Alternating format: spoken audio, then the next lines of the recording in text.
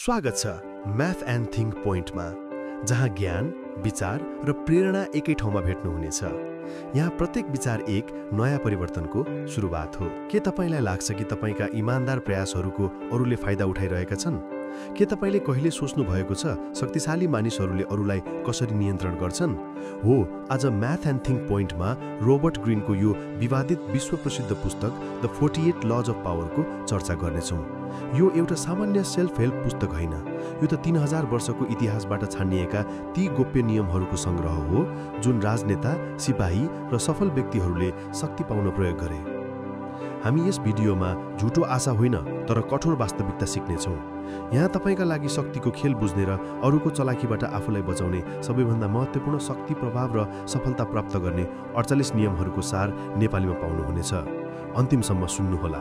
Math and think point YouTube च्यानललाई like, share र subscribe गर्नुहोला। हो, हामीमध्ये धेरैले सानैदेखि सिकेका हुन्छौँ, इमान्दार, मेहनती र राम्रो मनले काम गरे पुग्छ। तर वास्तविक जीवनले देखाउँछ धेरै पटक बुद्धिमान र राम्रो मानिस पछि पर्छ र चतुर र प्रगतिशील व्यक्ति माथि पुग्छ। यो किताबले खराब बन्न होइन, सजग बन्न सिकाउँछ। यदि तपाईँले शक्ति बुझ्नुभयो भने तपाईँ आफूलाई सफल बनाउँदै विवेकपूर्ण नेतृत्व गर्न सक्नुहुन्छ। शक्ति बुझ्नु भनेको साँडे देखेर लड्न होइन, कहिले पछाडि हट्ने र कहिले अगाडि बढ्ने थाहा पाउनु हो। अब हामी क्रमशः सबै 48 वटा नियमहरू बुझौँ है त। भाग 1, रणनीति र अस्तित्वका नियमहरू। नियम 1, कहिले मालिकभन्दा चम्किलो नदेखिनुहोस्। सधैँ आफ्ना मालिक वा प्रमुखभन्दा कम उज्यालो देखिनुहोस्। यदि तपाईँ अत्यधिक प्रतिभाशाली देखिनुभयो भने उनीहरू डराउँछन्। उदाहरणका लागि, अफिसमा यदि तपाईँको कामले म्यानेजरलाई धम्क्यायो, तपाईँको बुडुवा रोकिन सक्छ। सिकाइ, विनम्र बनाऊ, उनीहरूलाई चम्किन दिनुहोस् अनि तपाईँ पनि बढ्नुहुनेछ। नियम 2, साथीमाथि धेरै भरोसा नगर्नुहोस्। शत्रुलाई पनि प्रयोग गर्न सिक्नुहोस्। साथीका कहिलेकाहीँ ईर्ष्याले धोका दिन सक्छ, तर शत्रु यदि एकपटक तपाईँले विश्वास जित्नुभयो भने बढी वफादार हुन्छ। उदाहरण, नेपाली राजनीतिमा धेरै पटक पुराना विरोधीहरू नयाँ गठबन्धनमा देखिन्छन्, किनभने शत्रुसँग पनि रणनीति बनाउन सकिन्छ। नियम 3, आफ्नो उद्देश्य लुकाउनुहोस्। आफ्नो प्लान सबैलाई भन्न हुँदैन। यदि मानिसहरूलाई तपाईँको चाल थाहा भयो भने उनीहरू रोक्ने प्रयास गर्छन्। जसरी बुद्धिचालमा हर चाल अन्तिममा खुल्छ, ठिक त्यस्तै। नियम 4, आवश्यकभन्दा बढी नबोल्नुहोस्। कम शब्द, धेरै प्रभाव। शान्त र रहस्यमय व्यक्ति सधैँ बलियो देखिन्छ। नियम 5, तपाईँको प्रतिष्ठा नै तपाईँको जीवन हो, यसलाई जोगाउनुहोस्। प्रतिष्ठा भनेको अदृश्य ढाल हो। एकपटक बिग्रियो भने सुधार्न कठिन हुन्छ। त्यसैले आफ्नो नाम, छवि र चरित्र सधैँ बचाउनुहोस्। नियम 6, ध्यान आकर्षित गर्नुहोस्। तपाईँ अदृश्य हुन सक्नुहुन्न। ध्यान शक्ति हो। यदि तपाईँलाई कसैले चिन्दैन भने तपाईँको प्रभाव शून्य हुन्छ। व्यवसायमा, राजनीतिमा वा शिक्षामा आफूलाई चिनाउने तरिका सिक्नुहोस्। नियम 7, अरूलाई काम गराउनुहोस् तर श्रेय आफ्नै नाममा लिनुहोस्।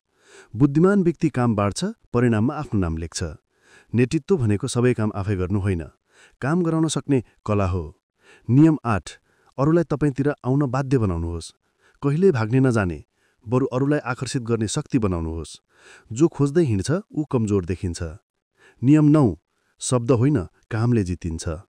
बहसले होइन, प्रमाणले जितिन्छ। तपाईँको कामले बोलेस्, मुख होइन। नियम 10, नकारात्मक र दुखी मानिसबाट टाढा रहनुहोस्। ऊर्जा संक्रामक हो। नकारात्मक सोच भएका मानिसले तपाईँको आत्मविश्वास चुस्छन्। सकारात्मक र ऊर्जावान व्यक्तिहरूसँग समय बिताउनुहोस्। भाग 2, प्रभाव र सम्बन्धका नियमहरू।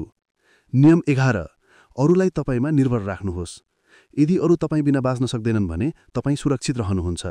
कुनै सिप, ज्ञान वा व्यवहार यस्तो बनाउनुहोस् जसले तपाईँलाई अपरिहार्य बनाओस्। नियम 12, चयनित इमान्दारी प्रयोग गर्नुहोस्। एकपटक साँचो व्यवहार गर्दा विश्वास उत्पन्न हुन्छ, तर बारम्बार इमान्दार देखाउने नाटक नगर्नुहोस्। एकदमै सही समयमा साँचोपन देखाउनुहोस्। नियम 13, सहयोग माग्दा अरूको स्वार्थ देखाउनुहोस्। मलाई मद्दत गर भन्दा तिमीलाई पनि फाइदा हुन्छ भनौँ। मानिस आफ्नो लाभका लागि नै काम गर्छ। नियम 14, साथीको रूपमा देखिनुहोस् तर जानकारी सङ्कलन गर्न सिक्नुहोस्। जसले अरूलाई बुझ्छ ऊ शक्तिशाली हुन्छ। सूचना नै सबैभन्दा ठुलो हतियार हो। नियम 15, शत्रुलाई पूर्ण रूपमा परास्त गर्नुहोस्। आडा लडाई कहिल्यै जितिँदैन। यदि तपाईँले सामना गर्नै पर्छ भने अन्त्यसम्म जानुहोस्। नियम 16, कहिलेकाहीँ हराउनुहोस्, अनुपस्थित सम्मान बढाउँछ। सधैँ उपस्थित रहँदा तपाईँ सामान्य हुनुहुन्छ। थोरै टाढा बस्नुहोस्, तपाईँको महत्त्व बढ्छ। नियम 17, अरूलाई अनिश्चित बनाउनुहोस्। मानिस तपाईँको चाल नबुझ्दा सतर्क रहन्छ। अनुमान गर्न नसकिने व्यक्ति सधैँ आकर्षक तर शक्तिशाली देखिन्छ। नियम 18, एक्लो बस्ने किल्ला नबनाउनुहोस्। एक्लोपनले जानकारी काट्छ। सम्बन्धमा रहनुहोस्, समाचारमा रहनुहोस्। नियम 19, तपाईँ कसँग व्यवहार गर्दै हुनुहुन्छ बुझ्नुहोस्। प्रत्येक व्यक्ति गर्वित हुन्छ। साना अपमानले ठूलो दुश्मनी जमाउन सक्छ। नियम 20, कसैसँग पनि पूर्ण प्रतिबद्धता नगर्नुहोस्। निष्पक्ष रहनुहोस्। सबै पक्षको कुरा बुझ्नुहोस्, तर कुनै पक्षमा अन्धाधुन्ध नलाग्नुहोस्। भाग 3, रणनीतिक चालहरूका नियमहरू। नियम 21, आफूलाई कमजोर देखाउनुहोस्, अरूको विश्वास जित्न। लुकेर बलियो रहनुहोस्। जब अरूले तपाईँलाई सामान्य ठान्छन्, तपाईँलाई कम आँक्छन् अनि तपाईँले चाल चल्न सक्नुहुन्छ। नियम 22, पराजय स्वीकार्ने रणनीति सिक्नुहोस्। कहिले हार्नु, कहिले रोकिनु, यही बुद्धिमानिता हो। सारा समय लड्नुभन्दा कहिले पछाडि हट्ने थाहा हुनुहोस्। नियम 23, आफ्नो शक्ति एक ठाउँमा केन्द्रित गर्नुहोस्। सबैतिर हात हाल्दा कमजोर बनिन्छ। एकै काममा ध्यान दिनुहोस्, परिणाम बलियो हुन्छ। नियम 24, पूर्ण दरबारिक बन्नुहोस्। The perfect courtier. विनम्रता, समय र बोलचालको कला सिक्नुहोस्। कसैको अहम नथिची आफ्नो प्रभाव बढाउन सक्नुहोस्। नियम 25, आफूलाई नयाँ रूपमा पुनर्सिर्जना गर्नुहोस्। कहिले एउटै रूपमा नबस्नुहोस्। समयका साथ परिवर्तन गर्नुहोस्। उदाहरण, शिक्षकबाट सामाजिक अभियन्ता बनेको व्यक्ति जसले आफ्नो छवि पुनर्निर्माण गर्छ। नियम 26, आफ्ना हात सफा राख्नुहोस्। कठोर निर्णय गर्न परे पनि अरूका माध्यमबाट गर्नुहोस्। आफूलाई पोजिटिभ इमेजमा राख्नुहोस्। नियम 27, मानिसको विश्वास गर्ने चाहनामा खेल्नुहोस्। मानिसहरूलाई सपनाको आवश्यकता हुन्छ। यदि तपाईँले उनीहरूलाई आशा दिनुभयो भने उनीहरू तपाईँ पछाडि लाग्छन्। नियम 28, हिम्मतका साथ कदम चाल्नुहोस्। अर्धविश्वास कहिले काम गर्दैन। निडर भएर निर्णय लिनुहोस्। नियम 29, अन्त्यसम्म योजना बनाउनुहोस्। जुन कार्य सुरु गर्नुहुन्छ त्यसको अन्तिम नतिजा सोच्नुहोस्। योजना बिना कदम चाल्नु खतरा हो। नियम 30, आफ्नो उपलब्धि सजिलो देखाउनुहोस्। कठिन काम सजिलो देखिनु नै कला हो। श्रम लुकाएर नतिजा देखाउनुहोस्। अर्को भागमा हामी बाँकी 14वटा नियमका बारे थप परिचर्चा गर्नेछौँ। हामीलाई सुनेर साथ दिनुभएकोमा धन्यवाद। Math and think point knowledge for चेन्जका लागि लाइक, सेयर र सब्स्क्राइब गर्न नभुल्नुहोला।